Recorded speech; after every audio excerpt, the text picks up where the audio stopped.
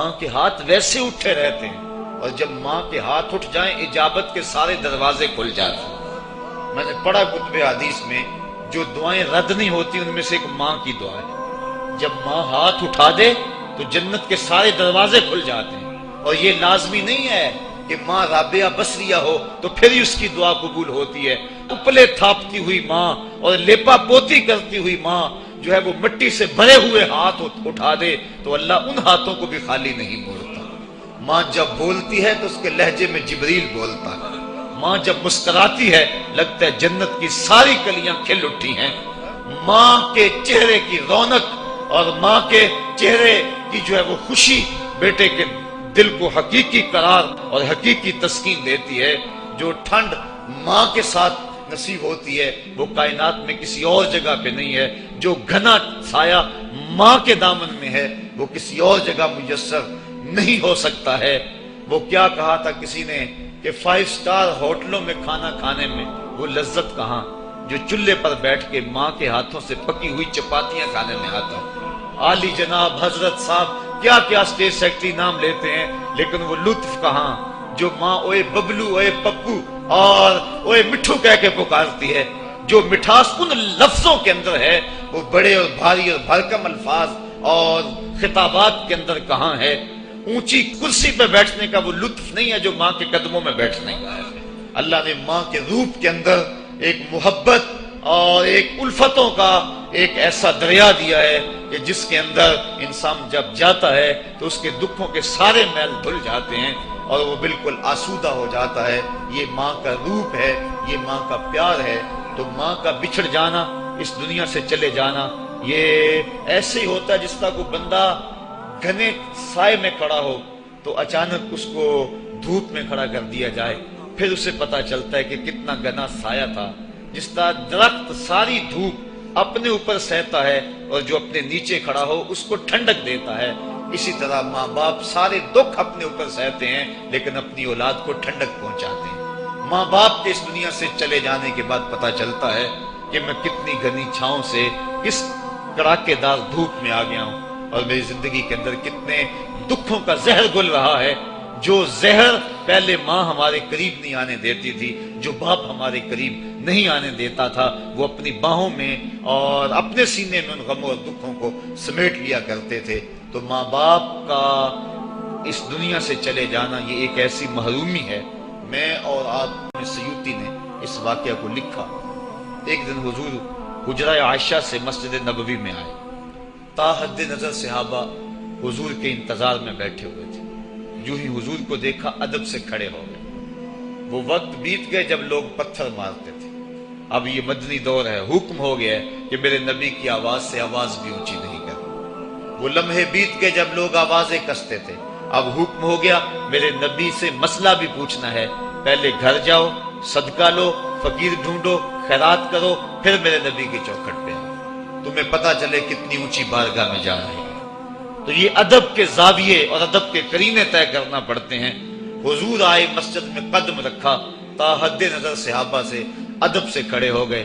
آقا کی آنکھیں چھم چھم برسنے لگیں اور حضور نے روتے روتے فرمایا، لو ادرکت والدیہ او احدہما، کاش آج میرے ماں باپ زندہ ہو یا ان میں سے کوئی ایک ہی زندہ ہوتا، وَأَنَا أُصَلِّي صَلَاةَ الْعِشَاءِ، اور میں لوگوں کو نماز عشاء پڑھا رہا ہوتا۔ انسان نے دکھوں کا دور دیکھا ہو، بعد میں اللہ خوشحالیاں دے دے تو انسان اس بات کی ضرور آرزو کرتا ہے کہ میرے ماں باپ نے میرے دکھوں کا دور دیکھا، کاش آج میرے سر پہ عزتوں کی سجی ہوئی دستار بھی دیکھتے، آج مجھے وقار کی مسند پہ بیٹھا ہوا بھی دیکھتے، آج میرے گھر میں بچوں کا کھیلنا بھی دیکھتے، آج میرے آنگن کی بہار بھی دیکھتے، آج دولت کی ریل پیل بھی دیکھتے، آج عزتوں کا ظرف جو مجھے نصیب ہوا ہے وہ بھی ماں باپ ملاحظہ کرتے، آج میرے وقار اور میرے عہدہ و منصب کو بھی دیکھتے، معاشرے میں میرے مرتبہ و مقام کو بھی دیکھتے تو کتنے خوش ہوتے۔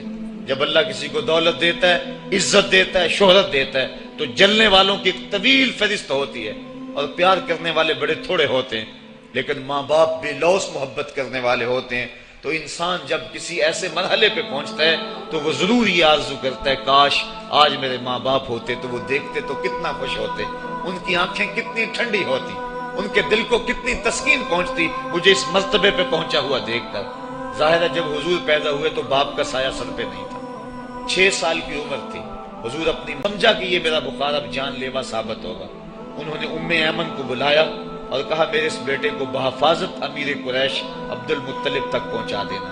پھر حضور کو سامنے بٹھایا، سر پہ ہاتھ رکھا۔ جب سیدہ آمنہ نے اپنے بیٹے کے سر پہ ہاتھ رکھا، بیوہ ماں کا ہاتھ جب اپنے یتیم بچے کے سر پہ آیا تو ابوا کی ریت کے ذرے بھی رونے لگے۔ سیدہ آمنہ کچھ کہنا چاہتی تھی لیکن ضبط کے بندھن ٹوٹ گئے، آنکھوں سے سیلاب اشک جاری ہو گیا، تو جو کہنا چاہ رہی تھی اس میں چند جملے ادا کیے جو ابن حشام نے محفوظ کیے۔ سیدہ آمنہ نے کہا بیٹا ہر نئی چیز نے پرانی ہو جانا ہے، ہر باقی نے فنا ہو جانا ہے، میں بھی جا رہی ہوں، وَذِكْرَ بَاقٍ وَوَلَدْتُ طُهْرًا، لیکن میرا ذکر نہیں مٹے گا، میں تیرے جیسا ستھرا بیٹا چھوڑ کے جا رہی ہوں۔ جن ماؤں کے بیٹے اتنے اچھے ہوں ان ماؤں کا ذکر نہیں مٹا کرتا۔ یہ آخری لفظ تھے سیدہ آمنہ کے، اس کے بعد ان کا انتقال ہو گیا۔ حضور اپنی ماں کے جسد سے لپٹ کر روتے تھے اور کہتے امی آپ آگے بولتی کیوں نہیں ہیں؟ 6 سال کی معصوم عمر، ابوا کی ریت کے ٹیلے، کونین کے سردار کے لیے یہ دکھوں کی کہانیاں۔ اللہ کے محبوب علیہ السلام نے وہیں اپنی ماں کی تدفین کی اور وہ اپنی ماں کی قبر کے اوپر پتھروں کے ٹکڑے رکھے، اور یہاں آج ہو بھی کیا سکتا تھا۔ مدینے میں حضور کی ماں کا انتقال ہوتا، کتنے صحابہ جنازے میں ہوتے، فرشتے جنت سے پھول لے کر آتے حضور کی ماں کی قبر پہ چڑھانے کے لیے۔ یہ ابوا کی ریت ہے، مسافرت، غربت۔ حضور نے مٹی کے اس تودے کے اوپر اپنی ماں کی قبر کے اوپر پتھر کے ٹکڑے رکھے، اور وہ کیا کسی شاعر نے کہا تھا تجھے کن پھولوں سے ہم کفن دیں، تو جدا ہی ایسے موسموں میں ہوا جب درختوں کے ہاتھ پھولوں سے تھی کہ امیر قریش حضرت عبد المطلب کا بھی انتقال ہو گیا۔ میں نے ابن حشام میں پڑھا ہے کہ جب امیر قریش کا جنازہ اٹھا تو پورا مکہ امڈ آیا جنازے میں، لیکن 8 سال کا ایک بچہ تھا جو دیواروں سے لگ لگ کے روتا تھا۔ آج اس کا یہ سہارا بھی چلا گیا۔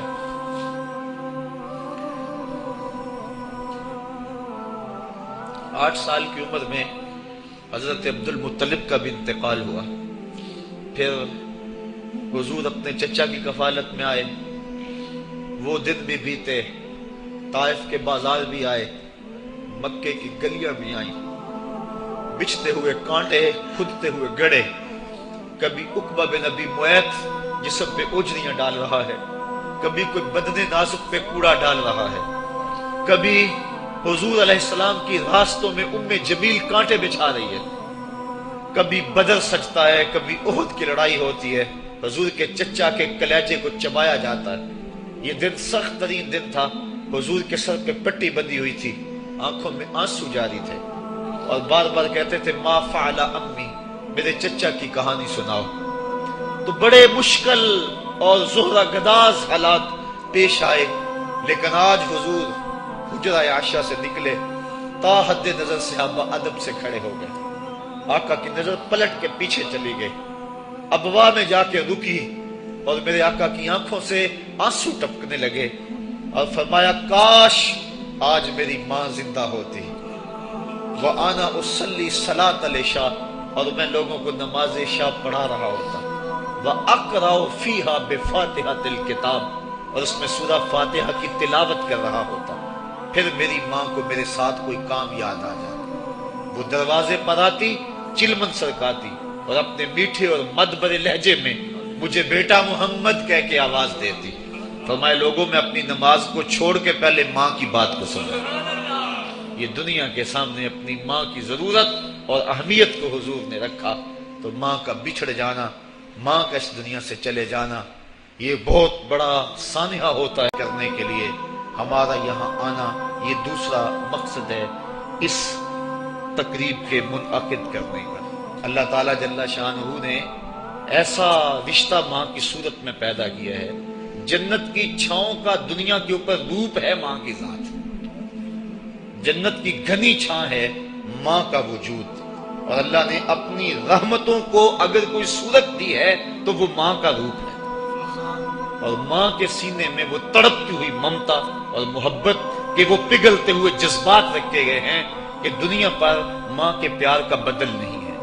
میں کہا کرتا ہوں آج کوئی شے بھی خریدنے نکلیں تو آپ وثوق سے نہیں کہہ سکتے یہ خالص ہے۔ ہر شے 2 نمبر دستیاب ہے، ہر شے میں ملاوٹ ہے، لیکن ایک چیز آج بھی ملاوٹ سے پاک ہے اور وہ ماں کا پیار ہے۔ ماں کی محبت آج بھی کھری ہے اور آج بھی اس میں کوئی ملاوٹ نہیں ہوئی۔ بچہ بوڑھا بھی ہو جائے لیکن ماں کے لیے وہ بچہ ہوتا ہے، ماں کی دعائیں اسی طرح اس کے لیے ہوتی ہیں، اور بچہ آغوش مادر میں آ کر پھر طفل سادہ رہ جاتا ہے۔ یہ ماں کا پیار اور ماں کی محبتیں۔ ایک شاعر نے ماں کی محبت کا نقشہ کھینچتے ہوئے کیا خوبصورت بات کہی۔ وہ کہتا ہے مدت ہوئی میری ماں نہیں سوئی تابش، میں نے ایک بار کہا تھا مجھے رات کو ڈر لگتا ہے۔ کہا سحری کے وقت میں نے ایک بار اٹھ کے رات کو چونک کر کہا تھا مجھے رات کو ڈر لگتا ہے۔ مدت ہو گئی اس بات کو، یہ قصہ پرانا ہو گیا ہوا ہے، مجھے بھی بھول گیا ہوا ہے، لیکن میری ماں رات کو نہیں سوتی، میرے بیٹے کو کہیں ڈر نہ لگ رہا۔ یہ ماں کے پیار کا روپ ہے۔ علامہ اقبال جب ان کی والدہ انتقال کر گئیں تو وہ دیار غیر میں تھے، تو اس وقت انہوں نے ایک طویل مرثیہ لکھا اپنی ماں کی یاد میں، جو آج بھی کلیات اقبال اردو مجموعہ میں ہے، جس کا عنوان ہے والدہ مرحومہ کی یاد میں۔ اس کے اندر لکھتے ہیں آہ اب وطن میں ہوگا کس کو میرا انتظار، آہ وطن میں ہوگا اب کس کو میرا انتظار، کون میرا خط نہ آنے سے رہے گا بے قرار، آرزو لے کر تیری خاک مرکت پہ آؤں گا، اب دعائے نیم شب میں کس کو میں یاد آؤں گا، کون پچھلے پہر اٹھ کے دعا کرے گا۔ ہر ایک سے کہنا پڑتا نا جناب دعا کرنا، مولوی صاحب سے بھی عرض کرنا پڑتا حضور دعا میں، جی کو معتمر کو کہنا پڑتا جناب دیار حرم میں جا رہے ہو اور دیار حبیب میں جا رہے ہو، وہاں مجھے دعاؤں میں یاد رکھنا، سین حرم میں بھی اور جالی کے سامنے بھی۔ ہر ایک کو کہنا پڑتا ہے کہ مجھے دعاؤں میں یاد رکھنا۔ کبھی ماں کو بھی کہنا پڑا کہ امی دعاؤں میں یاد رکھنا۔